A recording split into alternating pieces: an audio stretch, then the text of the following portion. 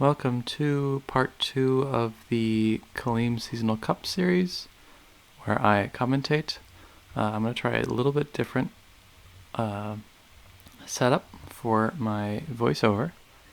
So instead of just kind of jumping around a video clip, I'm going to hopefully have it be a little bit more smooth, but it should hopefully be pretty similar to the last one in terms of I just kind of share my thoughts on each stage of the game and the matches and kind of go through my thought process that was present during that time.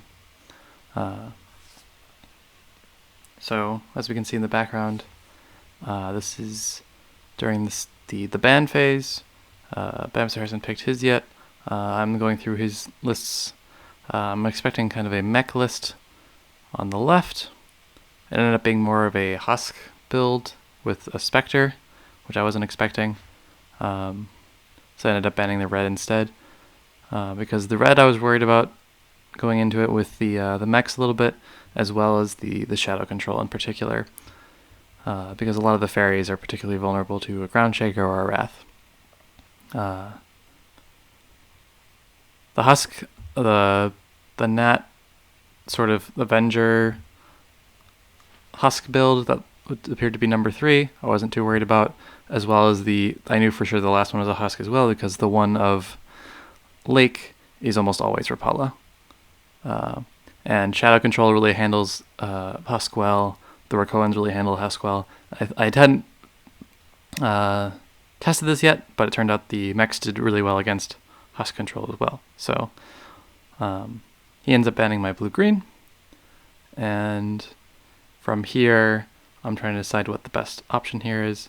I start mechs, but I end up switching over to Rakoans, because I figure the Rakoans are also a reasonable play into his 2 husk decks. I think I was okay with the mech matchup. I knew it was going to be rough, potentially. It didn't end up being mechs, actually. It just has the cap 10 in there. But my build of Rakoans is kind of mid-rangey and runs a lot of a few different mid-range bodies, so it's not just a value clear sort of situation where you just get full cleared by detonate. But that didn't end up being relevant this game because it's more of a Spectre build. So starting here, I knew I wanted to be aggressive. But from here, I wanted to kind of find something a little bit more dynamic than just creatures, because in the mulligan, all of the creatures kind of just were bodies on the field. The Trooper didn't do anything dynamic. The Shieldmates didn't do anything dynamic. The Reveler was also, and then Shieldmates is slightly better than Reveler in this deck because you can kind of have multiple bodies for either War Machine, so you have like that triple layered body, or you have the Cannoneer option. So I ended up throwing the Reveler, even though I could have collected in turn 1. I'm not playing Crystal Spice in this list, so you don't really need to be that aggressive on your collection, because the Rakoans can kind of handle the generating your economy for you because just of how efficient they are. So I just started Desert here. I keep Desert on my face, so that way I can play the Illusionist without blocking any of my lines in the future. If you start Forest, sometimes it can be awkward if you go Forest and Desert, and then you want to Illusionist that Shieldmates, but then you have to like either make the Lake out of the way, or it becomes potentially awkward for you. Bamserr ends up starting with a Storyteller, which gives me a few different options. I end up just getting 2 War Machines, and then I draw a Crystal Flower. So I'm still 2 lands away from... I didn't have either of the lands ready for War Machine, so I ended up just kind of sticking with my plan of setting up the Shieldmates and then setting up the Illusionist line.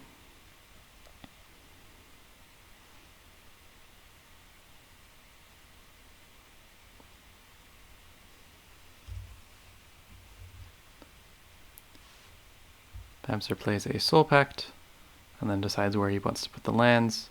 I think he ends up stepping back instead.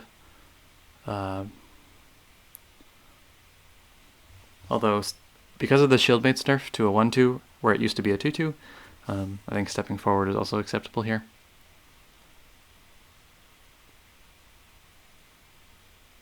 But I think with the Husk deck of what it is, it seemed to be less of a mid-range deck with I guess there's two different Spectres. So it's a, since this is the red-yellow version, it has more of a burn style. So it runs the Scourgeflame Spectre, whereas some other Husk decks may run Blightborn Spectre, which is the 3/6 that gets bigger when you have the Husk condition active, where they have 4 cards or more. So it's not as important for Bamserr's deck to have those that well spot on his lands. I give him a little amazing here because he gave the Rakoan deck a Rakoan champion. I believe he ended up picking up a Bombslinger. So we're giving a little back and forth because I'm just excited to get a Rakoan champion, because I think I had been staring at my Trooper for a while.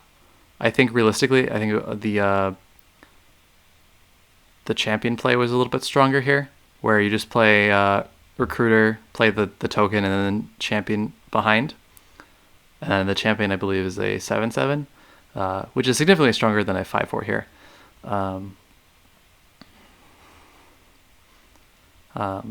I didn't see this line at the time because I think I'd spent a lot of my time during Bamserr's turn thinking about a turn, and I think I'd already kind of set in my mind on that. But I think it would have been potentially better to kind of keep my options more open and look for the stronger tempo play now, just because of Bamserr doesn't have any creatures on board right now, so if I can kind of develop a strong board presence right now at this stage of the game, it would be very difficult for him to deal with it in an efficient way. The best case for him would have been like a Nightmare and then some other creature, but however, that only leaves him with 3. He wouldn't have been able to Nightmare plus Captain here or something. From what I know of the broadcast, Bamserr at this point had a Bombslinger. He probably meant to play that and just kind of picked the thing that looked like a mech. I didn't know that at the time, so I didn't know why he was giving me the... I thought he figured wanted to play it back or something, or was worried about some clear. But he ends up also throwing an Airbot to the left side as well. I think I pick up a Cannoneer here though. But I know I end up Crystal Flowering his 3/8 because it's just kind of really big. If I had a Cannoneer, maybe I would have just traded instead. I don't actually find a Cannoneer. I just find a second flower. So I think I'll ignore the Airbot for now. But I do definitely Crystal Flower his guy, and I take his land, which sets him back a turn in terms of land progression.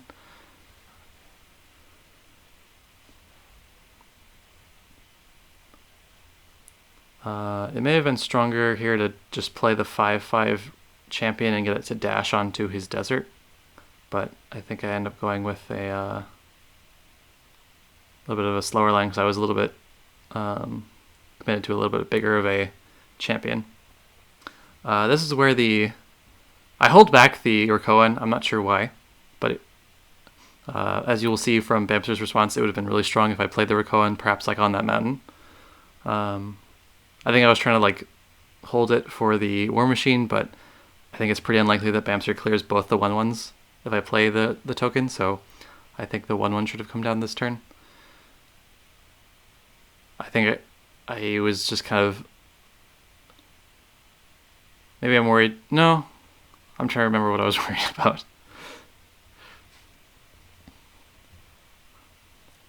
I think this first game was definitely a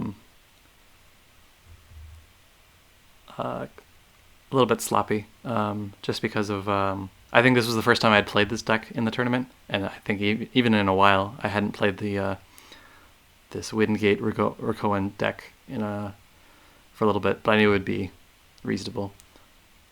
So he does finally play the Bombslinger after deciding for a while. I think he just keeps moving the airbot into the wells and chills. Since I didn't play this 1-1, I do kind of just have to trade in the 3-4. I think I wait until after I play the champion so that I still get the Rakoan body from it. But it was a very efficient response to his guy. I pick up a Wingate this turn, which allows me to kind of block this airbot he played from collecting in that spot he's trying to secure. Like, he plays the airbot in a kind of a defensive spot. I think he has a pretty good read that I don't have Cannoneer, because otherwise I would have cleared the last one. I mean the other one on the left side collecting. So from here, I think I try to just +1 and play some stuff. So I do the line that I described last turn, where I buff out the champion and I trade off the 3-4, and then I block with the Wingate. I think if I had the 1-1 down last turn, I would have had a 3-4 instead of this 1-1 if he had committed to the same Bombslinger play. And obviously if I had the 7-7 champion down on that earlier turn, I think I would have been in a much stronger position. But at this point, I am now stepping on all of his lands, or I'm stepping on half of his lands with my stuff. So he can't clear off the Wingate on board. I'm threatening his Husk. And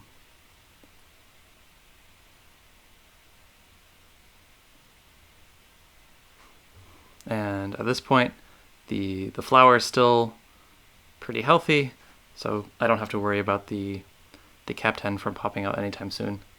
I'm applying a lot more pressure than he is, although he is only 2 lands away from Spectre, so I think he's trying to figure out the best angles for where he wants his Spectre lands. He has a pretty uncontested line towards my face. I would need to kind of step on his land and then double land or something. I wasn't expecting the Scourge Flame for a while, but if you watch back the broadcast, I believe he has 2 in his hand at this point. He ends up just playing another Husk, kind of putting some more burn damage onto me, I think, and taking a nice relaxing chill time. So at this point, I clear out the airbot, and I'm just going to set up another creature, another 7 attack creature, in the form of the golem that he gave me with the merchant, and things are still a little bit awkward for me. Like, I'm not really setting up a lot of damage. I can clear one of the Husks and then hit push for 7 and then set up lethal next turn. But the Husk placement has been a little bit awkward for me, and even if I do find a Cannoneer, I'm unable to hit the Husk because it only targets creatures. So at this point, Bamserr can finally play his Scourgeflame Spectre. I believe this is turn 7, because he has no land ramp, and I took one of his lands with the Trooper. So he ends up going face and setting up to free the Cap 10. I am below Husk range at this point, so I'm not taking any more damage from that. From here, I know I just need to push some damage. I figure at this point, since I've recognized it's a burn deck, I figure I probably cannot let this Spectre live, because if I take a hit from the Spectre, I go down to 4, and I figure I haven't seen any Flame Burst yet, I haven't seen any Wraths yet, which I expect to be potentially in the deck still. There's a lot of risk of me just kind of dying if I let this 5 damage go back to face again. So I do step down to block the collection on the 3/8, although if it's a burn deck, it's probably just going to hit me in the face anyway, but it's good to eliminate kind of the options for him. I end up flowering the Spectre to face. I think I put it in the wrong spot. I should have put it down. If I'm going to put it up there, I should put it down 1 below, just in case I need all 3 spots available around his face to hit him. And ends up not being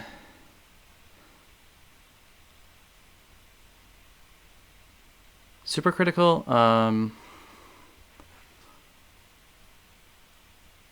Because he clears one of my attacking creatures this turn with, I believe, a Flameburst Wrath, which slows down the lethal, which prevents the lethal on my end. I was unable to find a Cannoneer, which really limited my ability to clear off the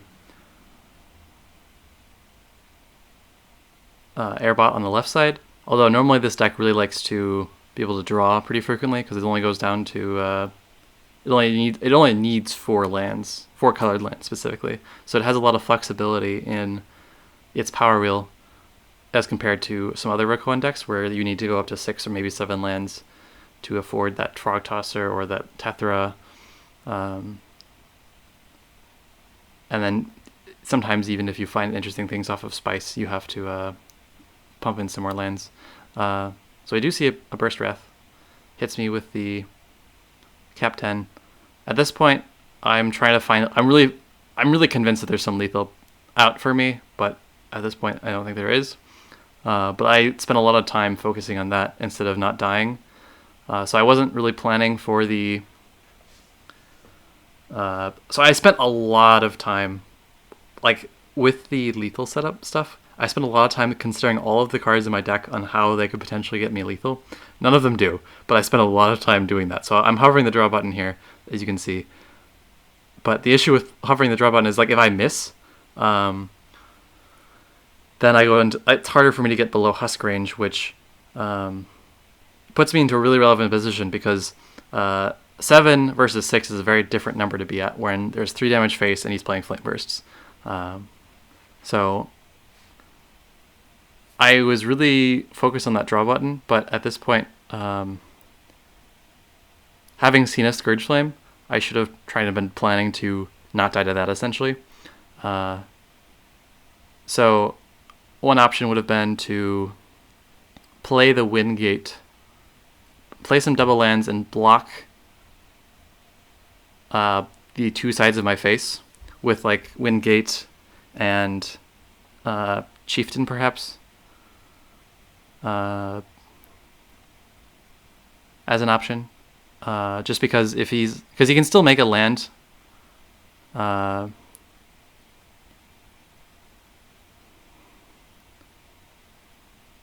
next to my face, but at this point I just try to set up lethal best I can, but I don't do any protective measures, so I end up just dying to the Scourge Flame at this point, which allows Bamserr to take round 1.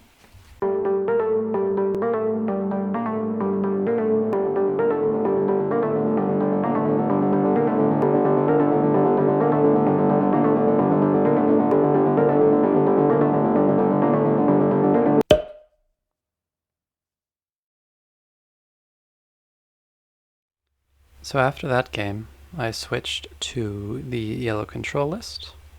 I decided to keep Barter because I know he's running Wrath and Flame Burst, which are good responses to his early collectors. And one thing that can really slow them down is if they don't have the early collectors, it can be hard for them to play out the stuff, especially for Merchant early on. So I hold on to Barter and mulligan the rest for real creatures. And we see how Bamserr starts from here. He starts with the mountain, and I start with the desert. I have the option to play the Fanatic out as a early collector as well to kind of contest this airbot, but the Soul Drain lines up nicely, and I luckily find a Drake Rider, which goes very nicely with this Fanatic. I decide to barter first. Since I have the read that it's very clearly a burn deck, I can preserve this healing that I have in hand with Soul Drain. And since this Drake Rider is rather aggressive, I can kind of utilize his burn against him with the barter.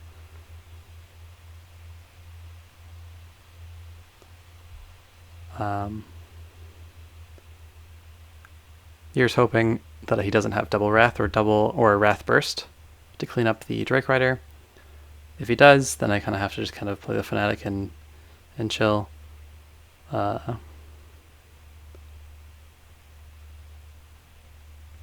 in the meantime, Bamserr has to figure out how to handle the Drake Rider if he doesn't have the clear.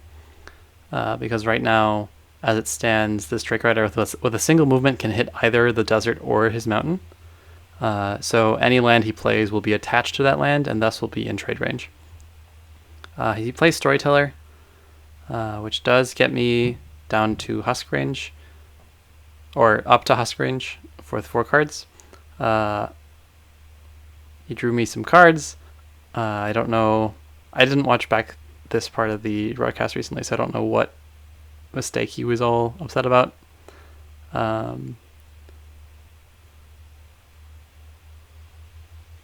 He's trying to figure out what to play. I think he ends up just playing a Merchant and only having 2 seconds to decide.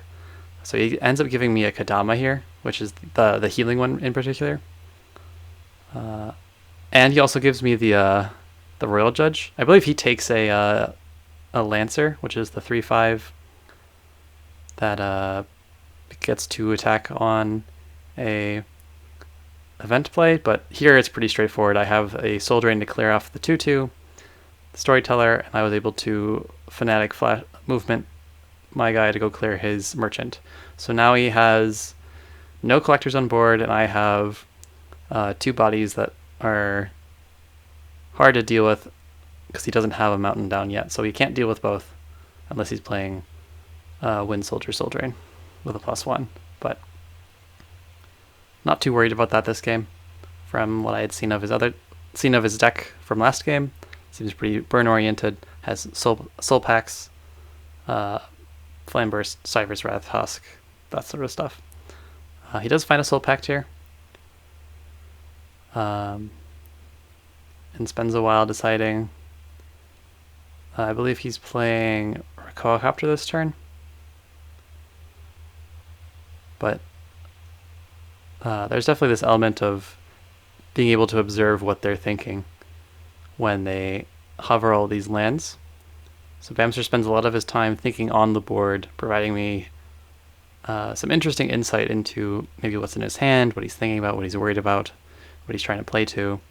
So going left side or right side, he's trying to decide if he wants to try to avoid this Fanatic, what's important in terms of setting up collection, and that sort of thing.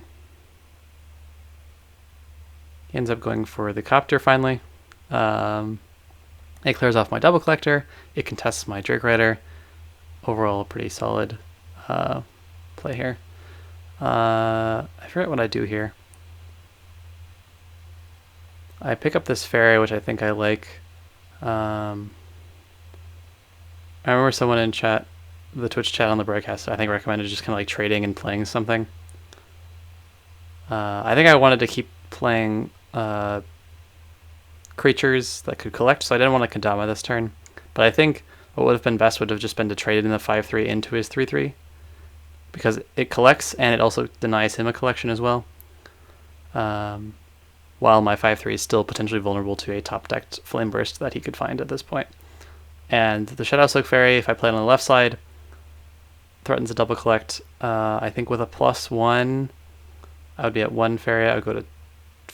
Yeah, with a +1, I could Nightmare anything that he plays on the mountain if I was able to just Fairy. But I end up going for a different line where I go collect to the right. And I think I kind of just ignore this 3/3.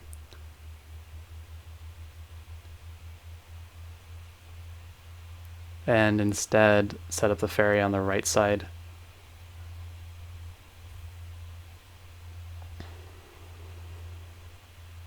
I think I was looking for maybe a better clear on the 3/3, but I think looking back at this point, I think it would have been stronger to play just trade in the 5/3 and kind of keep control where I have the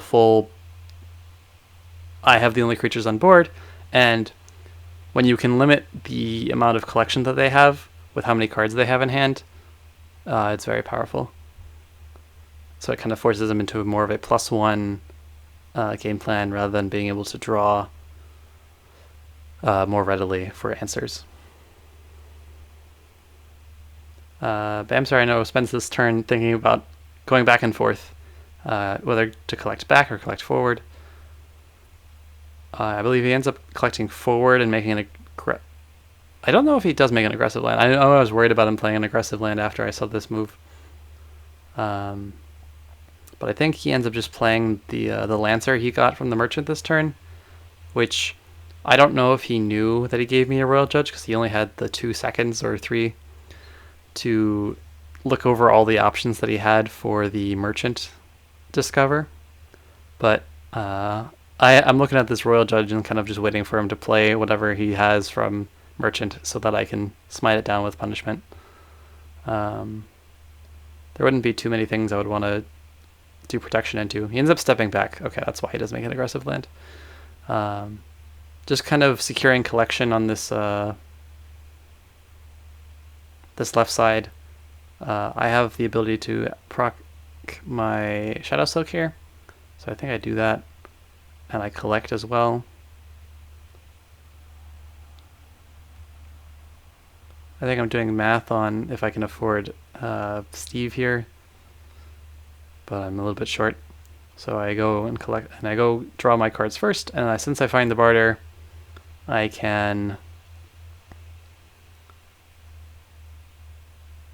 I had the option to I knew I needed to collect if I wanted to do barter Flame Burst punishment with the Royal Judge, so then I wait for that line here.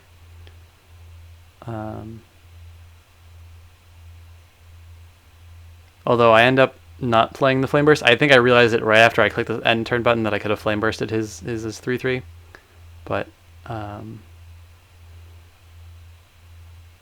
wasn't too worried about it because I had triple collection set up for next turn, and I guess I'm hoping to either trade in this 1/1 or this either 1/1 into the 3/3 to kind of follow up with the Soul Drain. I find that he's playing Soul Drain, so he uses the Soul Drain to get a second collection and clear out my 1/1. But I think he has a pretty weak follow-up after that. I think this is when he gets the aggressive land. Maybe not actually, because I remember the Scourge Flame that happens later, I think has to get Flash Winded to my face. But from here, I think not too much happens. Bamserr goes back and forth on which card to play. I'm not watching super carefully during the game for which card he hovers. There's not really a great easy way to do that. So for the most part, I just kind of watch what land he highlights and what cards are playable with his lands and costs. He puts another Merchant Discover into the last 3 seconds. He gives me a Freedom Fighter, which does cause me to overdraw my Fairy here.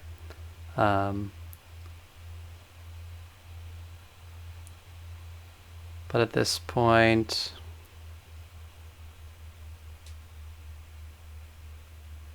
from here, I think this is where I use the barter into the Flame Burst. This allows me to, I think I just Flame Burst double Soul Drain and that fulls clears, and I think I push the 1 with the Fairy. No, I go set up to go collect over there.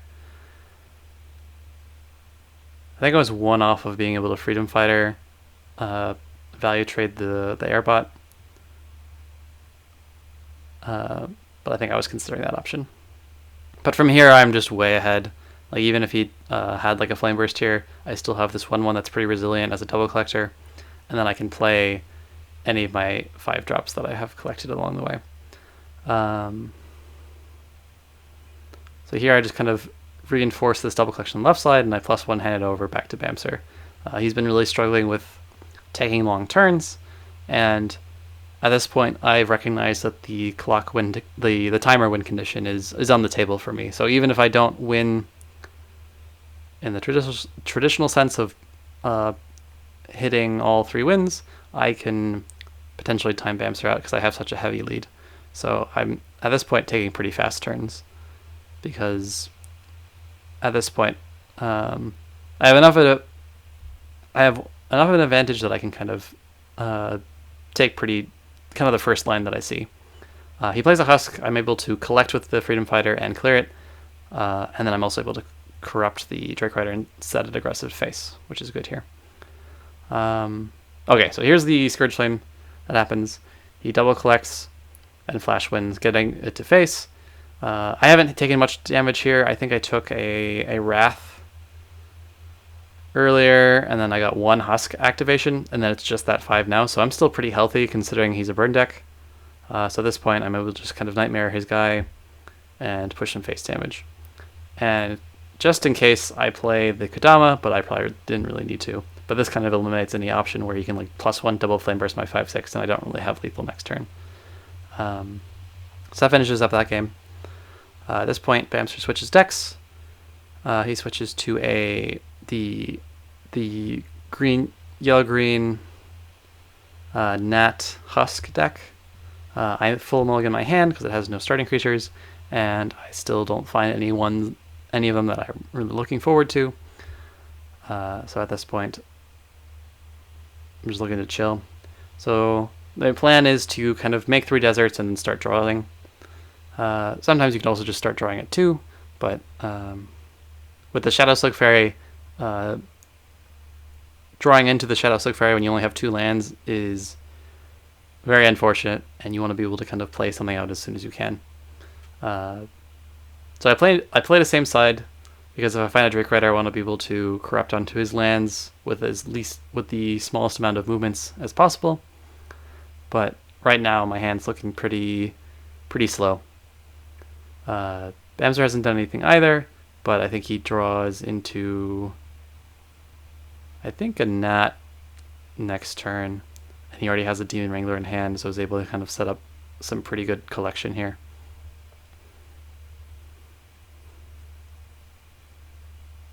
Early on, no one's done anything yet, but Bamserr has found some cards, and so is able to put some pressure on me to kind of having a reasonable response. I think I potentially, not necessarily overreact, but I kind of look at my hand and I realize there's no playable creatures in my hand. So I decided to go all in on the Radiance play. We will see how it ends up turning out, but this is my line of thought. My hand is pretty empty. If he finds a Husk at any point soon, I'm definitely in trouble. But I figure he's probably not going to double land block me. So I have a pretty safe mechanism to get the Radiance down, and from there, if I can get the 10 to connect to the face, then I have 6 burn in hand via the Nat. So I figured I was close. If I can get the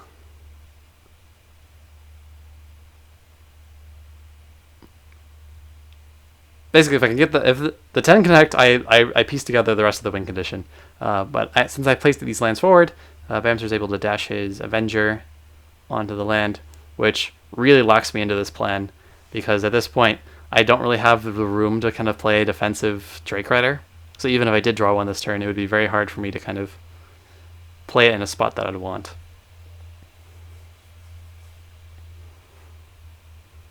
If I had found like a Yellow Fairy or a Shadow Silk before this turn, I probably would have just played a Desert and stayed back.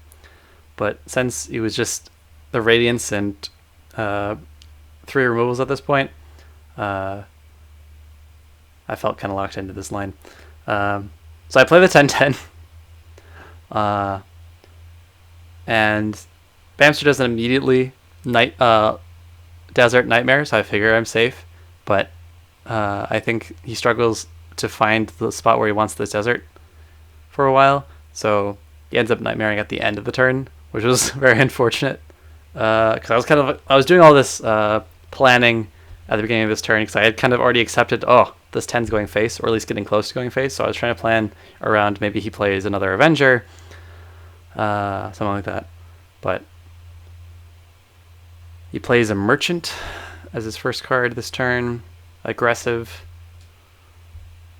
I think realizing from the last game that if I have kind of the room to control the board, then he's going to have a hard time. But he does play the Merchant before 3 seconds are left in the turn. So he does get to look at these options and kind of examine them a little bit better. He gives me another Freedom Fighter and Exalted Ogre. I'm getting excited about this Ogre. Then he does finally play the Nightmare, and I'm at a loss for what to play at this point.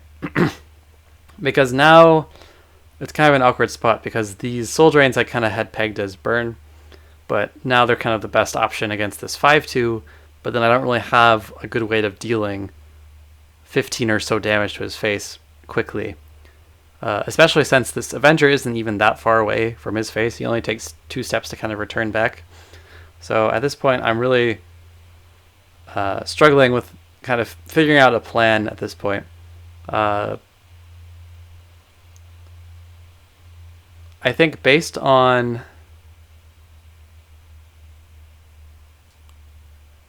how the cards were drawn, if I had kind of gone for more of a defensive or regular line of play for this deck, I think I could have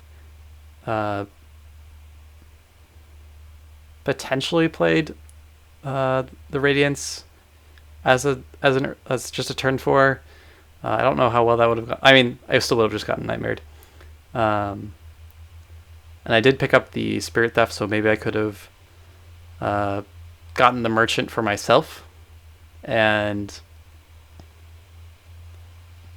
I think there was still a relatively reasonable game plan at this point, even outside of but because of my lands had been built like this and he was able to dash forward like that, I wasn't able to do the things I wanted to.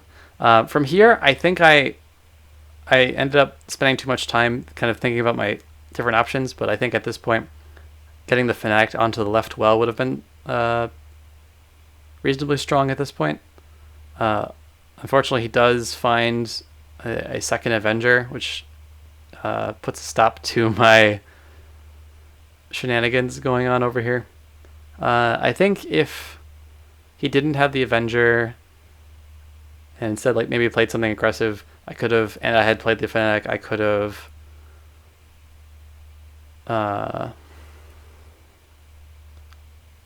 had 2 creatures on the board, collected it, and maybe gotten the Exalted Ogre down even. But he does end up just having the Avenger here. He plays it onto his side, onto the well, onto my land, which opens him up to me having movement. I end up just Nightmaring it, and I hit him in the face again. I'm still hesitant on using these Spirit Thefts and Soul Drains. I have the option to use it here to stop a 2/1 from collecting, but I figure that's not going to make the difference of the win here. And I don't step in because I don't want him to be able to trade in the 1/1 and the 2/1 to clear my Avenger, my Freedom Fighter. He ends up just trading and having Soul Drain, which does make it quite difficult to do anything. The Soul Drain is also particularly unfortunate because then it also deactivates the Exalted Ogre, which I had been really wanting to use. But I think I'd forgotten that he had given it to me, so he probably was aware of the Ogre, which makes this the struggle a little bit worse. He does end up actually just playing the Avenger instead. I thought that was Soul Drained. I think he had the Soul Drain and was hovering it. I am short a Soul Pact of Nightmaring that. I think I had the option to draw for a Soul Pact, but I think I'd already used one. So I think at this point I want to say maybe I thefted the 2/1 here. No, I did draw for the Soul Pact because I figured that would be strong. So another option would have been to make a desert on the right side, Fanatic to move my 3/2, step with a 3/2 onto the forest, and then theft the 2/1. At that point, it still would have been pretty hard to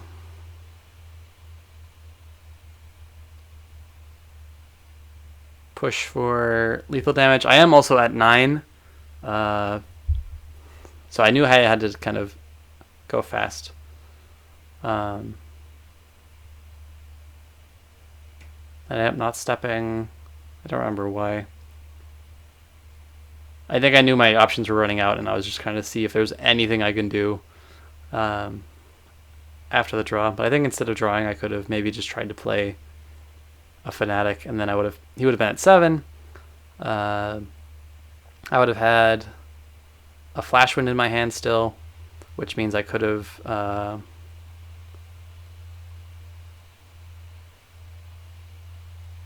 potentially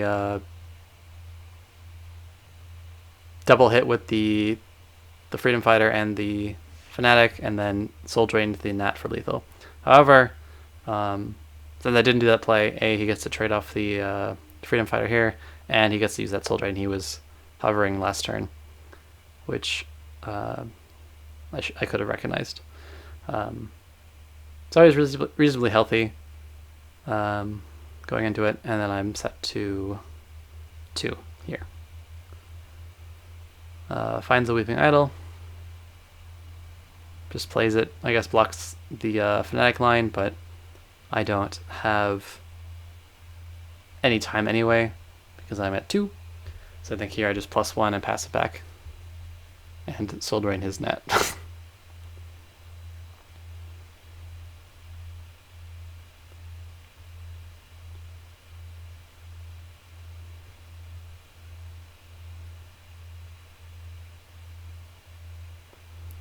So then in response to the Nat deck, I switch over to my final... Well, I guess I don't have much of a choice. So I switch over to my final deck, which happens to be Mex. And I know that Mex has to carry me through 2 more games. So it has to beat this deck, and it also has to beat his final deck, which is the Husk deck with the Rapala. So I end up keeping the Captain, because I figure I can take it to be more of a slow game, because I run 3 Shakers, three Shakers, and then Garridan and 2 Copters, so there's definitely a lot of room for me being able to burn him out. I say that, and I immediately take the double land, so apparently I forget how this game went. So I decided to go be aggressive first, and then I guess I decide if I need to, I can kind of step back and slow down. But from here, the Captain is just kind of a good body that could be played on once I get the 4 mountains down. Here I pick up Junk Feet. Doesn't really change my plan. Just kind of build up. If I can secure a spot on the right side between the wells, that's also an option.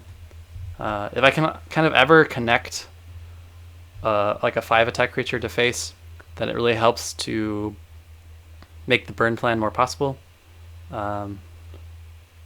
Just because this list in particular, the Mex list that I'm playing, isn't running any events that aren't Detonate. So it doesn't run Flame Burst, it doesn't run Cypher's Wrath. I don't run any events because Barter is a card that really frustrates me, but I wanted to have that be an option for me in my deck list, was having a deck where I can run Axe Grinder and Brigand, where they don't just get Bartered Flame Bursted. So the only event is Detonate, and what I make up for it is I play the Village Elder to kind of help draw more cards, have more early collectors, and I play 3 Bombslinger, 2 Rakocopter to kind of offset that fast damage discrepancy that you sometimes have. I step up the Village Elder, and I kind of consider playing the Brigand behind. I figure if I want to get things done, I probably want to draw as many cards as I can, and just kind of draw towards my outs. My stronger cards. Bamserr just played the Merchant, gave me a Recalling Champion and Beast Trainer. Beast Trainer is a mech, but it's just a 5-cost 3/3 because I don't have any beasts in this list. So I think I just kind of file it away as if I ever get a beast from the next two merchants, then I'll play it. Otherwise, ignored. The champion, I do plan on playing at some point because at some point it's just a 5-cost 5/5 probably because I do play Recalcopter, and that is a Recoan. So 5-cost 5/5 with dash is like almost Ogre Adventure. So it's not unplayable. From here, Bamserr collects and then tries to figure out where to put the lands. I imagine he's got a Husk at this point. Has the Explore. And then has picked an Ogre Adventure of his own from the Merchant. So stepping up with the Elder ended up blocking his play with the stepping on my land and kind of getting that reduction. I think from here I play the Axe Grinder because it contests the 5/5, and I step back to collect, and I play the Brigand just to kind of soften him up.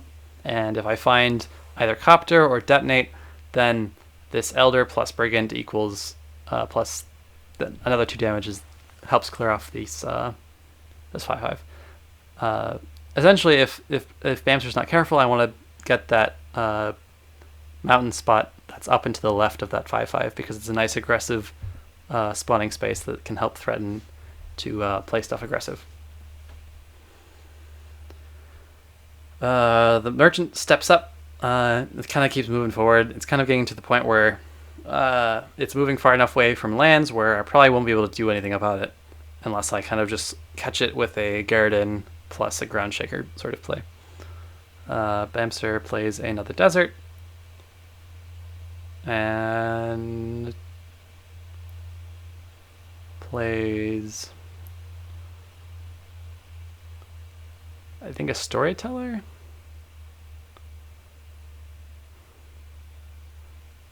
I'm guessing at this point. I don't remember.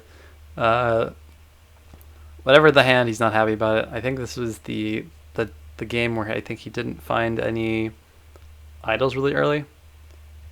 I imagine there's no Husk in hand, so it just doesn't end up playing anything. I find a Garridan. That cleans up nicely and helps develop a pretty solid threat. I do draw with the Elder first, but I am able to do this turn where I am able to step forward and play this Captain aggressive. So I don't run any Gift of Steels in my deck, but the Gift of Steels could help just push for damage at this point. Also, it's a 4-cost 3/8, so it's a pretty sizable creature that would be difficult for Bamserr to deal with. He is sitting at 13 Feria, so he can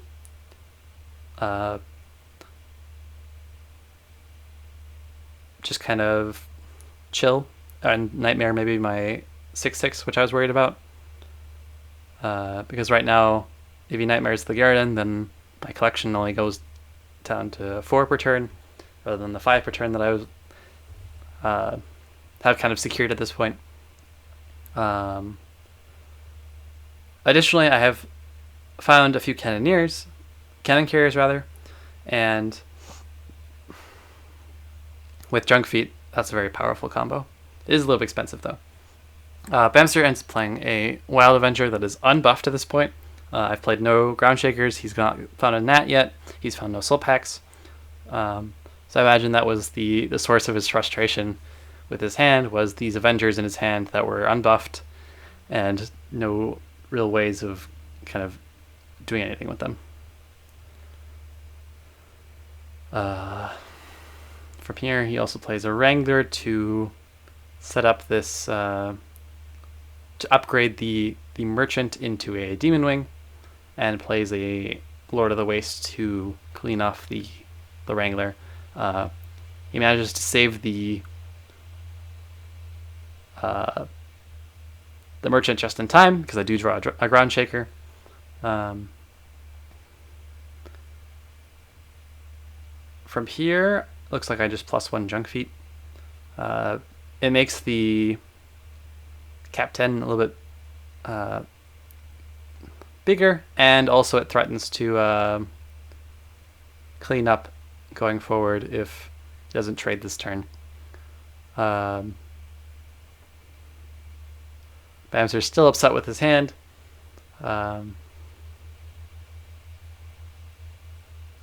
But is still double collecting and still has a reasonable ferry banked up. However, at this point, I'm getting a little bit ahead on board, and it's really difficult for him to deal with it. So he does find a Weeping Idol.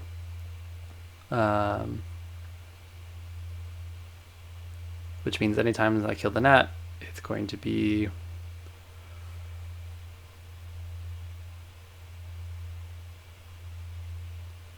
Feria for Bamserr. So I do clear off the first Avenger, which also does kill the gnat. So he gets hit twice, so he gets 2 Feria from that. Another thing that I was prioritizing was trying to play another mech this turn because the junk feed effect is ongoing. So the ground shaker is indeed a mech, or a mecha. So I was able to keep this buff train going. Junk feed's doing a good job of being kind of a temporary collector while also buffing everyone. So we're all happy about that. I was a little bit worried about him soul draining junk feed this turn, because it does 2 things. It denies my collections, and it also stops the buff train. But he does have rather pressing matters at his face, with about 15 worth of damage coming in. The Captain has hit once, so there is a Gift of Steel in my deck at this point. I believe Captain's my only combat creature in my deck, but if I can connect face with the Captain, then it's a lot of damage that I can threaten. I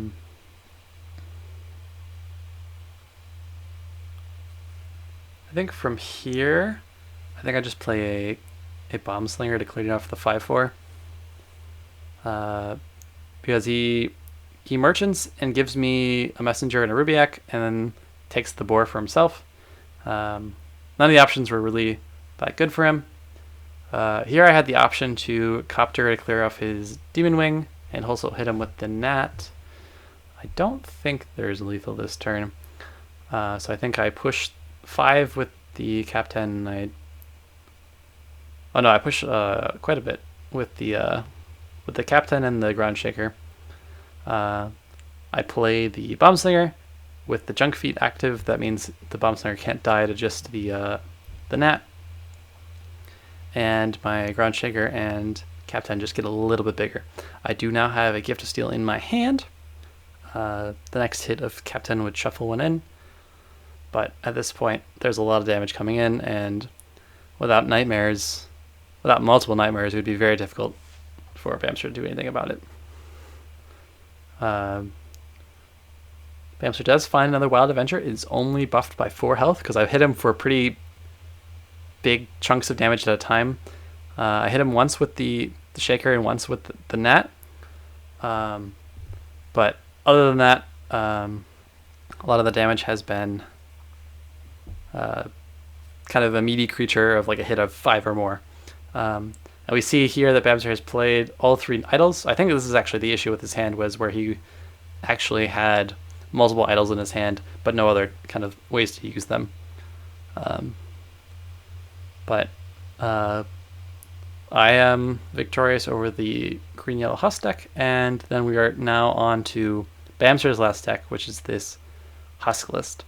So this list I know probably runs both Storyteller and Merchant, and then also the Rapala. So it's very aggressively faced towards trying to get cards into my hand. So I decided to go for more of a laid back or more defensive game plan, where I set up my lands kind of just at the back and I focus on just +1 every turn. So from here, I played the Elder on turn 1, I airbought it on the left. So I've already collected, I think, three times this game. So definitely kind of really grinding out that economy early. Bamserr ends up feeling like he needs to take it more of an aggressive line. So he soul packs to discount the Colossus he's about to play. And one of the strengths of the Spectre is with its charge. So I really expected him to just kind of double land, collect, clear my airbot. So I was ready to kind of clean up with the Copter after that. But after seeing the Spectre, which gains benefits if I have a lot of cards in my hand, I'm kind of committed. I've committed to this line of keeping my hand size down, my land small, and I'm +1 every turn so that I can afford whatever I need to play. He ends up just playing out a Colossus this turn. So he played the training and the soul pack, so he gets it down to 8. It's pretty inefficient for what that deck can do, because the Colossus can get down to 5 if you wait long enough. So here, I just want to make sure that I want to play like kind of basically the most efficient play I can do, because his play was particularly inefficient, and I really want to leverage that in my next play. So I end up just kind of playing the Shaker, and I step in the Elder because I want to play the Shaker on the left side, because right now the left side is going to be the high contention zone, because that's where the lands are meeting right now. So the Elder kind of has to fend for itself, but it does step off the well, so that way the Spectre can't just trade it and collect. So if the Spectre wants to clear off my collector on the left side, then he misses another collection, which only kind of reinforces the inefficiency of the 8 cost 7/7. So I play out the Shaker, and I now have a pretty kind of sturdy set of collectors on the left side. Soul Drain does allow a full clear on the left side, but it leaves the 2 creatures in to be set up to be cleared by the Recoil-Copter.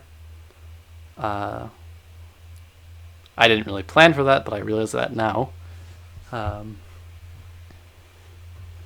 Bamserr goes for another draw, and just plays another Spectre here.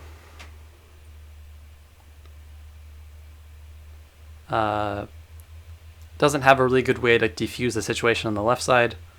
Does end up just trading in the Colossus into the Shaker, leaving it as a 7/1. I have a pretty easy cleanup. I have the choice to clean up with either the Brigand or the Airbot.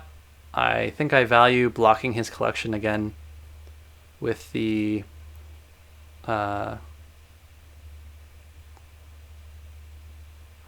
basically stopping his collection again.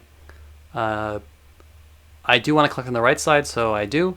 And with that, I want to also kind of develop another body on the right side, so that way if he does trade, then I don't lose collection on the right side. So the Cannon Carrier gets to set up this 4/2 to better threaten the 3/6. This is a little bit weaker to Soul Drain that I was worried about. Like if he Soul Drains the 4/2, then value trades, it's pretty strong for him, but then I threaten a Bomb Slinger, so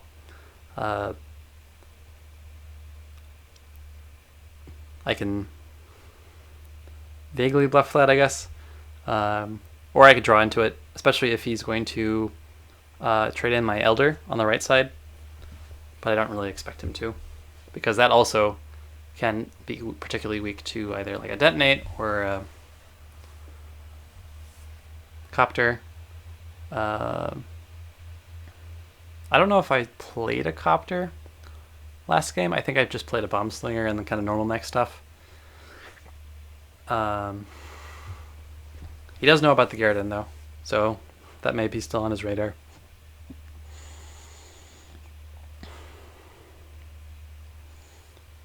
He spends a long time trying to figure out the situation. Plays a Storyteller to kind of block this 4-2. And finds the Soul Pact. And maybe makes... No. Looks like he makes a land for Husk. So he does get me to 4 cards, so his Husks do activate. But at this point, I'm able to line up a pretty nasty Copter on the left side, which clears the Storyteller and hits the Spectre for 2, which allows the 4-2 to clean up. So I'm able to full clear the left side, and now I have to just decide whether I want the Copter on between the wells or more closer to the Husks. And I decided to put it closer to the Husks because I'm pretty well funded at this point. I have a lot of collection going on. And it also allows me to kind of put this this Brigand in range of actually hitting the Husk. And thus I played two cards, and that gets me below the Husk activation range. So the Spectre still hasn't gotten a buff yet. These Husks will need another activator card from Bamserr if he wants any activation. And at this point, I have a pretty strong control on both my right side of the board, kind of in the defensive area, and on the left side with 3 different creatures, which yellow can really struggle to deal with. He does step down the Spectre, so I'm able to potentially step up, hit with the Elder, and then Bomb Slinger it. I know some turns soon there's going to be a Rapala. I think this turn is actually the second Colossus, which is aggressive, so I end up using the Bomb Slinger on that. The Colossus still is not fully reduced. It's only 6 cost rather than 5. But Bamserr feels like he needs to make a push this turn. From here, I actually end up letting the Colossus live. And then I Bomb Slinger the Spectre, because that is Bamserr's source of collection. He's already played the Soul Packs that he's had, and I played an X-Rainer to kind of help trade up to this Colossus. I'm feeling pretty healthy at 18, so I figure I can take a hit. I'm using my health as a resource, which is a very powerful thing to do in sort of these games where you have control over the board, and they've kind of don't really have a good way of bursting you for the rest of the damage. So Bamserr does find the Rapala, which allows the Husks to be active again. So I take another 2 damage from the Husks. From here, I have a clear on the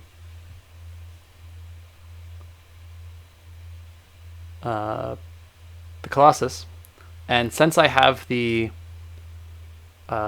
Brigand in range, I have the option to Windgate the Garridan.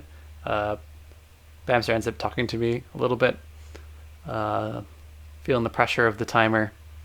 But with the Brigand, I'm able to afford it, and I think I hadn't realized how much I was going to have. But with this Windgate play, I'm able to do 2 different things. I'm able to full clear the board, which eliminates the threat that was in my face, stop the collection that Bamserr had set up. It gets the Garridan into a relevant spot onto the board, where it contests everything on the board except for kind of defensive spots in the face, but even then the Copter can hit the Husk, and then the Garden can... The Garden's just in a really flexible spot.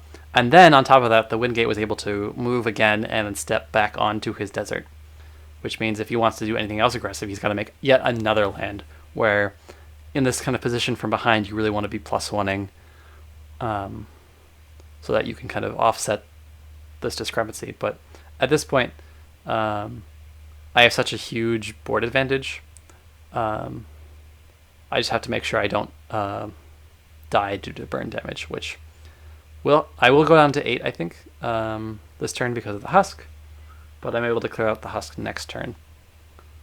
So the Husks, I think, ended up doing 5 or so damage to me. I took 7 from the Colossus, and that results into the 12 I've taken overall. I play a lake over by the side, so if I want to, it allows me to kind of play creatures on the left side. And fun little fact about the Windgate is you can play fish or aquatic creatures right into the ocean. Bamserr keeps talking to me, but I think I just keep playing because he hasn't pressed concede yet. So still got to press the buttons. But I have killed all the Husks, so I don't have to worry too much about staying under 4 lands. I can't see how much fairy I had, but if I was worried about getting below Husk activation range of the 4 lands, I could have stepped up the Husk, the Windgate, and played some more fish, but it looks like I only had 1 anyway. But I get to play the fish that kind of block out those middle lands. So I haven't been counting too closely for what sort of cards to be expecting from Bamserr. I've already seen the 2 Colossi. I've seen 2 of the Spectres. So I'm not sure whether to expect maybe Wind Soldier or that sort of deal. So from here, I'm just trying to make sure that I have a reasonable aggressive force that can kind of end the game without opening me up to too many counter lethals instead. I think here Bamserr plays the last Colossus, as well as a Training and a Flashwind. Does play the Colossus for 6 again, so all 3 Colossuses were not played for with the minimal price, unfortunately for Bamserr. He slips it into between the wells, but it's still within trade range of the Garden because it's still at the charge. So I picked up the Ground Shaker, and that lines up pretty nicely, so I just kind of eliminate that threat. Because I hadn't been counting super closely for how many Flash Winds there were left, how many Soul Drains were left, so the Colossus was an 8/7, and I was at 8 health, so I figured this was just the safest bet was just to kind of kill it off. From here, Bamserr's at 10. I have 8 face damage.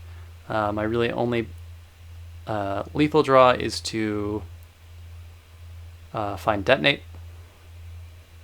So Bamserr sets up the same play. He does another Flash Wind Training to put a creature between the wells. I think I draw for Detonate because that just kind of makes the turn much simpler. I don't end up finding it, so at this point I decided to just kind of play as many creatures as I can that would make it impossible for Bamserr to kind of hit me in the face with only 1 Flash Wind. So if you can kind of see the line that I've drawn on the screen, this is kind of the line that Bamserr would have to take if he only had 1 Flash Wind, which we've already seen 2 Flash Winds get played, so he's only got the 1. Maybe he's got like a Fanatic or something, but you would need to kind of go through this position. And this is the most satisfying part of the tournament for me, was seeing this barter happen, because I had, especially as I mentioned earlier, this mech deck is especially built to be barter proof, where it has Detonate as the only event. So anytime anyone barters from you, they just get Detonate. That's their only option.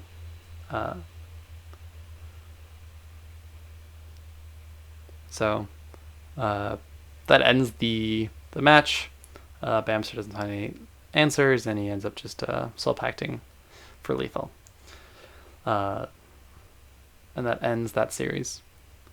I believe Bamserr was only at 2 minutes or so left on the timer, so if it was a little bit closer, I think potentially would have gotten really, really close to Bamserr hitting the time and losing through clock.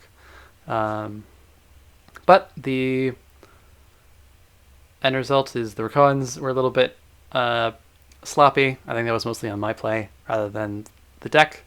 The shadow control worked out well enough. I think the Steve got nightmared really kind of showcases how that deck can kind of struggle if it doesn't draw its early game. And then the mechs really showcased their flexibility, where you can kind of go through a board control line with the detonates. I think I didn't end up actually drawing detonate in either of the matches. So even without detonate, this mech deck can still do relevant things. It plays Garridan, it plays Rakocopter, it plays Chunk Feet. Those cards really can help leverage the kind of wide board state that the mechs can do. And then you also have the threat of the detonate play, where you can kind of line up an airbot and a cannon carrier. So that ends up that match. And I move on to then fight Moon in the next match.